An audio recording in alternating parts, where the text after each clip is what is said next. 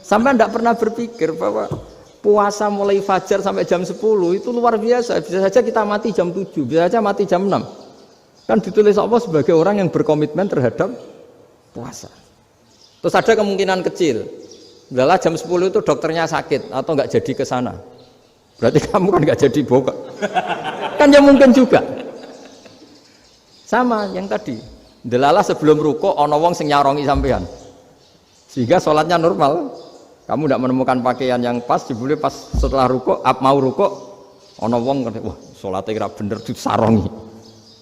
Itu agama. Jadi agama itu dimulai dari mana coba? Dimulai dari niat, dari komitmen. Nah, sekarang kelirunya kenapa ada garis keras? Agama itu dimulai dari keinginan ideal. Itu yang mulai itu ada orang-orang garis keras. Agama ini enggak, agama ini dimulai dari niat. Sampai ada kaidah agama ma la yudraku kullu la yudraku kullu. Kalau tidak bisa ideal jangan ditinggalkan sama sekali. Tapi orang enggak, sekarang bayangkan Islam itu ideal. Pemimpinnya ya soleh, masyarakatnya soleh, enggak ada maksiat, enggak ada apa. Apa ilmu? Kalau secara ilmu mulai dulu ya ada orang dolim, ada orang soleh. Nabi kurang baiknya. Di angkatan itu ya ada orang munafik. Sehingga ulama itu sudah berpendapat ideal itu piye? Zaman Nabi saja ada orang apa? Munafik. Itu ilmu. Kalau nuruti kelangenan inginnya dunia ya steril, enggak ada maksiat, enggak ada apa. Dan agama itu diciptakan Allah itu memang unik. Calon Nabi misalnya, Nabi Musa itu sing rumat Fir'aun. Ketika Nabi Muhammad lahir sing ribet manitia ini Abu Lahab. Ora dosen UMM. Coba. Karena Allah ingin memaklumatkan ke kita bahwa agama ini akan hidup di kondisi apapun. Asia, istrinya Fir'aun itu termasuk mukminah yang dipuji Quran. Padahal dia bukan istrinya pengurus NU atau pengurus Muhammadiyah, istrinya Fir'aun.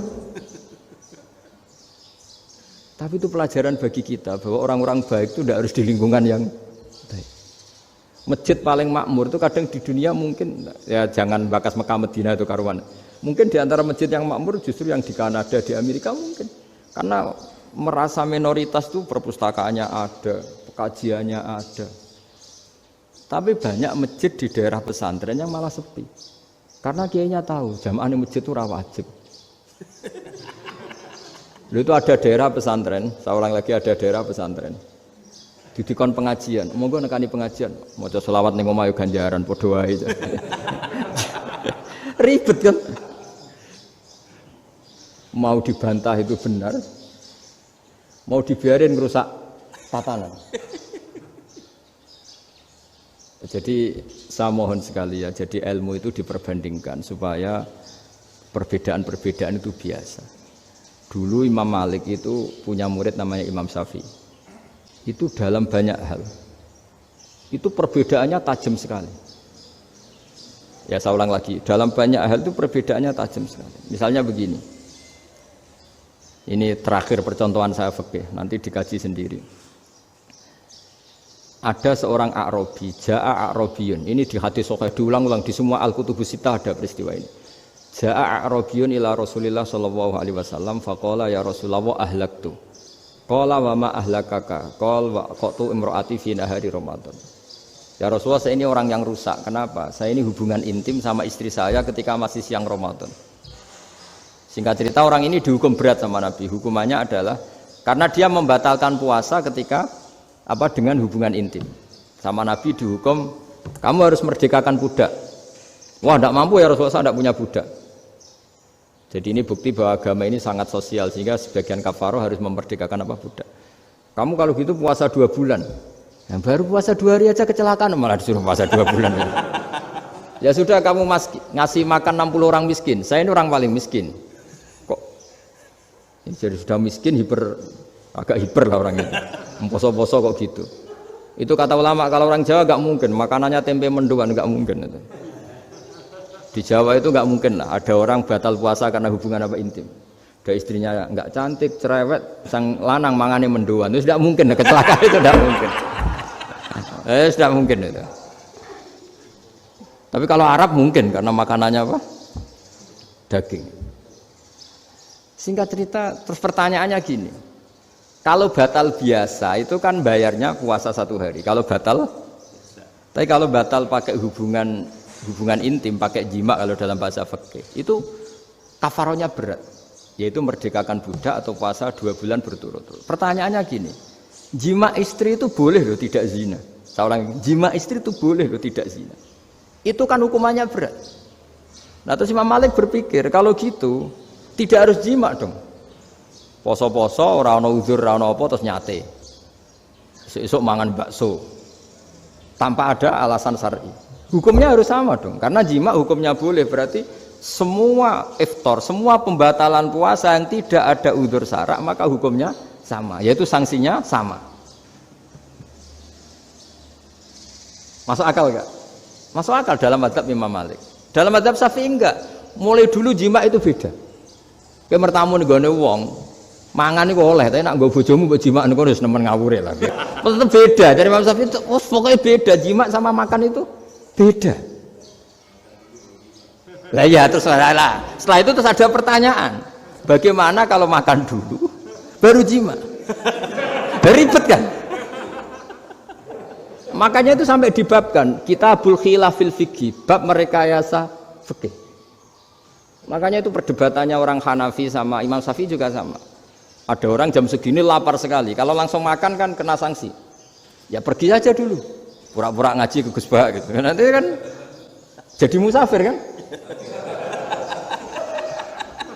Wah itu sudah boleh itu kan? Musafir. Padahal enggak. Memang dia pergi itu karena supaya bisa makan. Mau nggak kepikiran ngaji kok tahu-tahu ingin ngaji. Mumpung Ramadan nah. Nah makanya dibabkan apakah boleh merekayasa fikih. Tapi fikih bisa apa coba? Dengan status kamu musafir, ya memang boleh iftar, boleh berbuka. Lah itu terjadi terus perdebatan ulama menyangkut fikih. Karena memang masalah furu'iyah. Sehingga termasuk perdebatan kita dalam perilaku, misalnya adat orang NU kalau habis salam itu menghadap ke kiblat karena arah terbaik itu kiblat.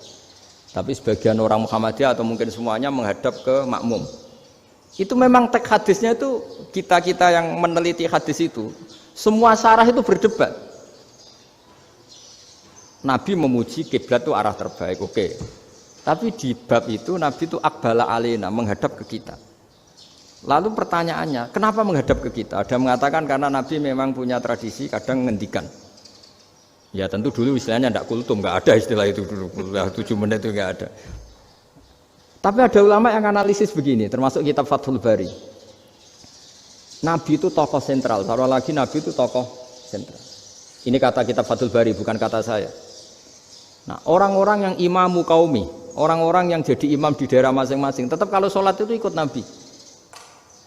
Ikut Nabi setelah salam langsung pulang.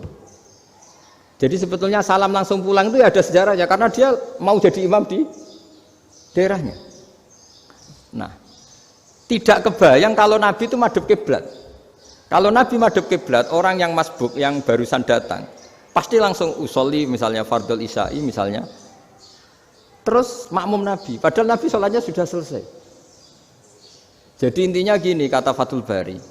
Imam setelah salam itu harus bikin gerakan atau omongan atau apa saja yang menunjukkan kalau sholatnya selesai. Di antara gerakan itu adalah beliau harus menghadap ke hadirin atau menghadap ke utara. Atau apa saja yang penting menunjukkan kalau sholat ini sudah selesai. Itu fikih. Jadi fikih itu cara menganalisis itu memang unik. Karena kalau Nabi tetap seperti itu, posisi pancet seperti itu, maka orang yang baru datang mengira Nabi masih sholat. Nah, pertanyaannya kalau mereka sudah takbir malah sholatnya tidak sah. Kenapa tidak sah? Menggantungkan sholat atau mengikatkan sholatnya dengan orang yang sudah tidak sholat. Jadi menjadikan orang yang nggak sholat sebagai imamnya kan nggak boleh. Maka Nabi harus memaklumatkan dengan gerakan itu bahwa beliau sudah tidak sholat. Karena orang datang dari berbagai daerah. Jadi nganalisis fikih, fiqhul hadis namanya. Itu ulama itu mau tidak mau debat. Karena pertanyaannya itu kenapa? Ya memang mau apa? Karena yang namanya sosial itu yahtamilu muhtamilatin, ada sekian kemungkinan. Makanya dalam madzhab istimbat itu, ketika Nabi sodakoh pakai tamer, pakai kurma, itu lama mesti ngitungnya tuh kut. Kut itu makanan pokok. Sehingga Imam Syafi'i mengatakan kalau di Indonesia pakai beras misalnya, karena kutil balat Indonesia itu beras. Oke, Imam Syafi'i mainstream. Tapi ketika era Yusuf Qaradawi di Al-Azhar di Mesir sana, ulama-ulama mulai usil. Sama sih ingat Mbah Mun sering gejolokan, lah iya petani gabah, petani padi wis melarat wajib zakat. Petani cengkeh, kakao, suga-suga ra wajib zakat hanya karena yang ditanam tidak tidak makanan pokok. Jadi mulai ada ulama mulai gerah lah, kalau bahasa politiknya mulai gerah. Yang petani miskin gara-gara yang ditanam padi wajib zakat. Yang orang-orang di sana misalnya di Sulawesi karena tanamannya kakao atau cengkeh tidak wajib zakat karena bentuknya tidak tidak makanan pokok. Geger kan di Al-Azhar geger. Akhirnya hampir semua ulama berpendapat ya sudah sekarang ketika Nabi menzakati makanan pokok itu jangan dihitung sebagai makanan pokok. Wa mimma akhrajna lakum minal ard. Apa saja, ma itu apa saja. Makanya kata Yusuf Qaradawi, ma itu apa saja. Makanya semua tanaman yang menghasilkan uang itu wajib zakat. Nah, masalahnya kitab-kitab Syafi'iyah itu sudah mamlu'ah, sudah penuh dengan penjelasan misalnya fala zakata fil khadrawat, maka enggak perlu zakat untuk kayak kangkung, semangka dan sebagainya. Nah, lalu kiai-kiai angkatan modern kayak Mbah Mun itu sering dapat masukan. Saya pernah dengar sendiri, Yai, saya ini punya sawah 1 hektar, tak tanamin padi itu enggak pernah kaya saya. Sekarang tak tanamin kangkung malah saya kaya karena tiap 3 hari panen tak kirim ke Jakarta. Itu orang Indramayu yang tanya. Jadi gak tanam padi gak pernah kaya, tanam kangkung kaya. Nah, karena dia orang soleh, kalau zakat boten. Mau diwajibkan zakat tidak makanan pokok, mau tidak wajib dia kaya. Semenjak itu perubahan di Indonesia ikut. Akhirnya ada zakat, pokoknya asal tanaman yang 1 nisab ya wajib zakat. Masih ada debat lagi. Ketika nanam ingin dipanen, itu dia petani apa pedagang? Karena nanti perdebatannya ikutnya zakat zuruk, zakat tanaman apa zakat pedagang. Kalau sampean nggak pernah debat berarti sebenarnya Anda tidak dosen Islam ini. Dosen nggak pernah diskusi fikih apa Islam. Karena saya berkali-kali punya tamu itu begini, Gus saya ini pedagang melon. Tapi dia penanam melon, jadi pedagang yang agak ingin badi banyak. Itu caranya gini Pak Rektor, saya misalnya pedagang melon, daripada saya kulak di pasar atau dari petani sudah mahal, nyewa tanah sekian hektar terus ditanami melon. Setelah berhasil ini dia zakatnya tanaman apa zakat pedagang? Karena dia nanam itu mentalnya sudah pedagang, padahal nanti zakatnya beda kan.